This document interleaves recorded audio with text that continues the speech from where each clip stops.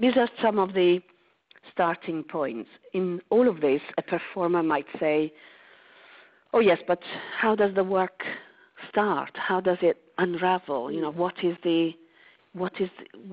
concrete about it?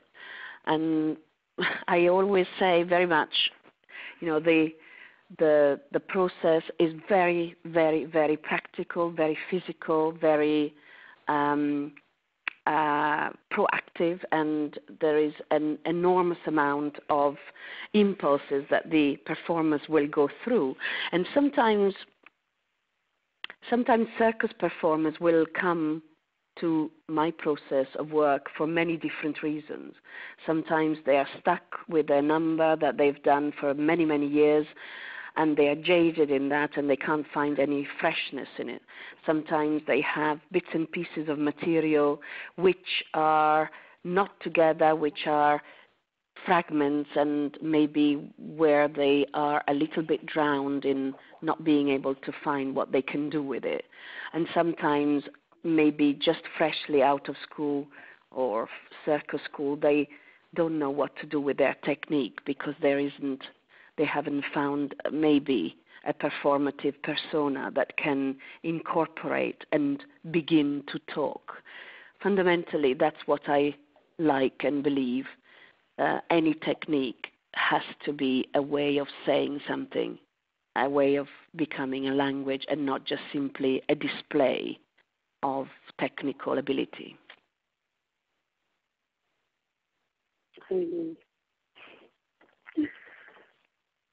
Okay. So, well, if I would still be performing, I would be running to register to this workshop. I think this would be, I'm trying to think of questions that anyone that is interested in registering would ask after hearing what you say.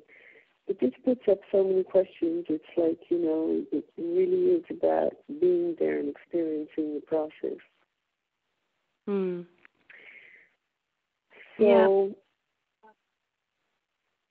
So unless you think you have any, you know, anything else to say about this, what I like to do is I like to close with thanking our partners to this project, because we do have quite a few. Funnily enough, you know, we all started from an idea that, you know, we had a year ago, and a couple of months ago we didn't even know if we would be able to do it. And all of a sudden I'm finding myself locally with quite a few partners that I'd like to thank. So the first partner that I'd like to thank is the community center in Givat Olga that kindly agreed to give us their sports hall for 2 weeks and to evacuate all other activities from it in order for us to go in there and, you know, create our circus. So without really knowing what we're up to. So this is something that I appreciate very much.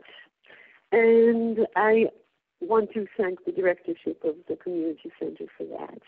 And then I'd like very, very much to thank the Buy Arts Scheme, which is the British Council and the Israeli Foreign Ministry and the Israeli Ministry of Culture that are sponsoring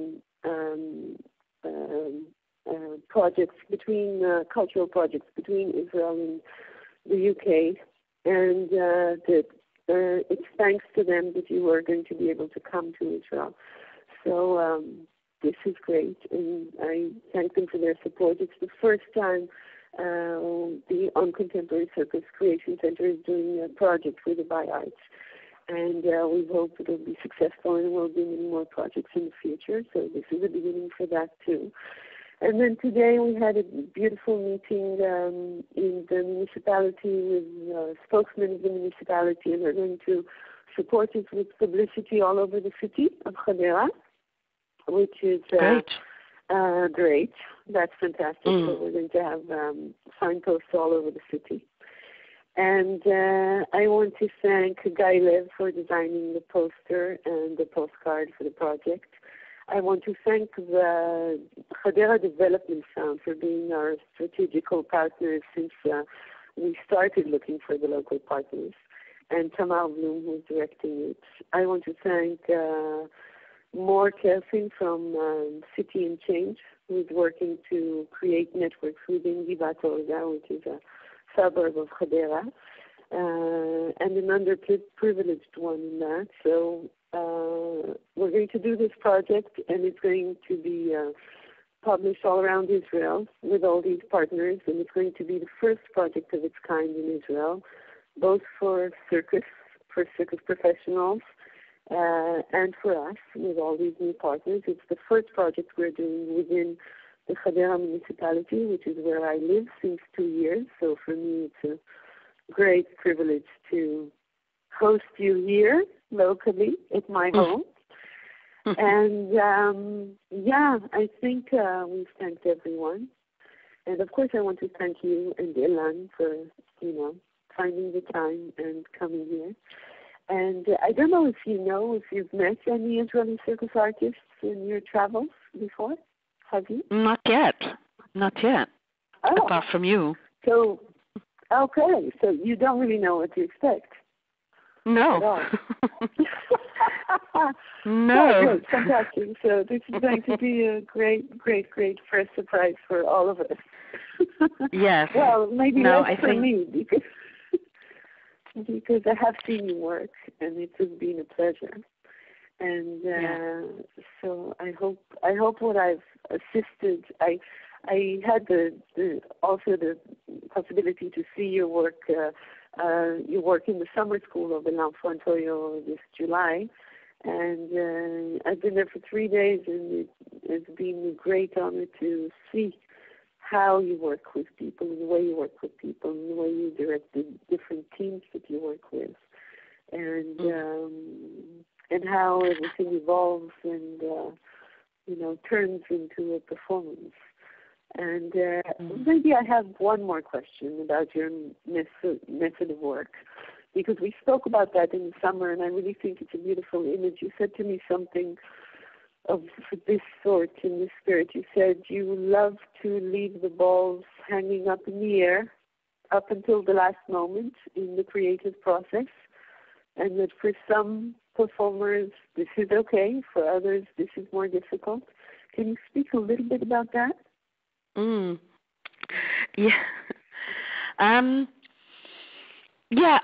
I think that what I do, and particularly the performance montage, which is both a way of forming, it's a formation process, but it's also a production. So as a formula, as a format, it's got both elements. In other words, it produces a product which can never be fixed.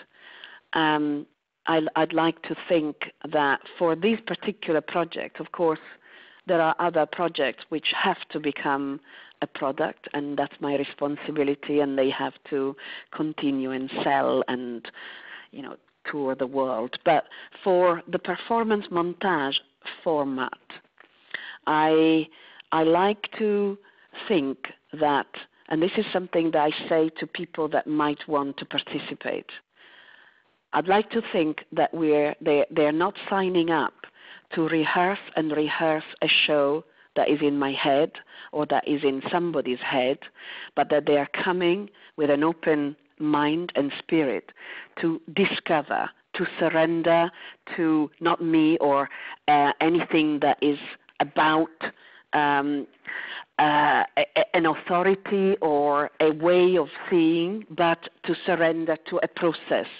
That is in many ways a fantastic opportunity to say for 1 week, 10 days, 2 weeks, my only responsibility is to discover, to surprise myself, to also have ups or downs. And in many ways, what comes out, I delay the time when people will begin to run a show.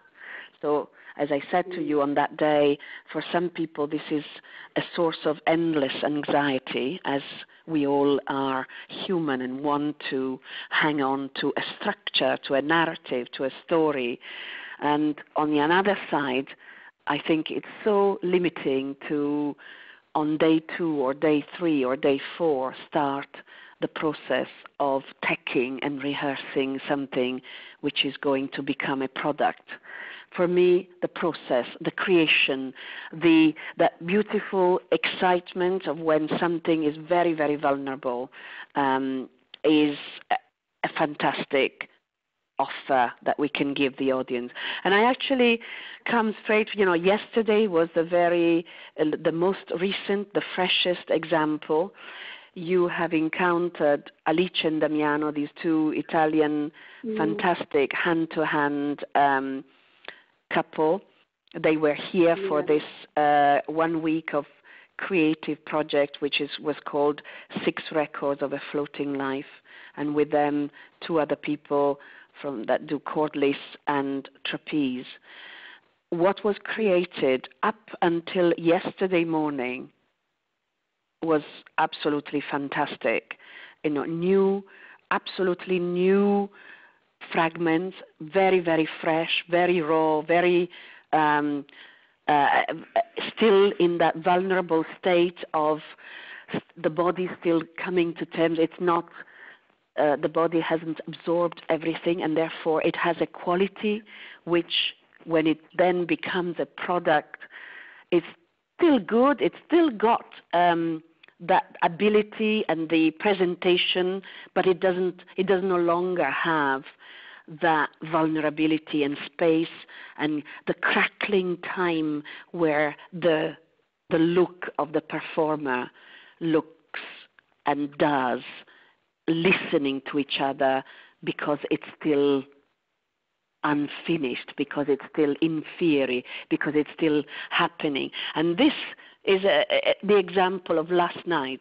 We finished creating something in the morning, and in the evening we had 2 performances, 6 o'clock and 9 o'clock, and it was riveting.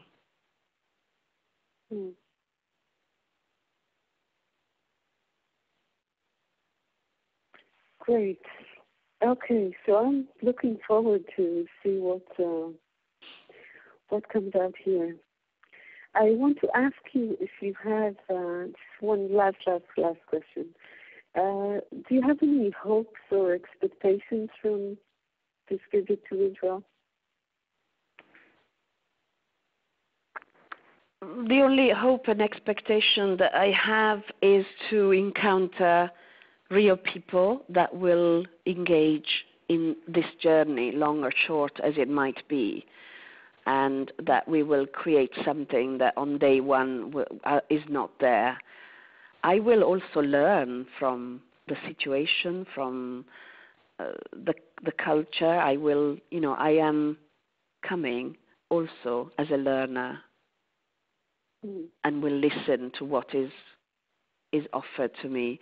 But as expectations, particular expectations, I would say that if we can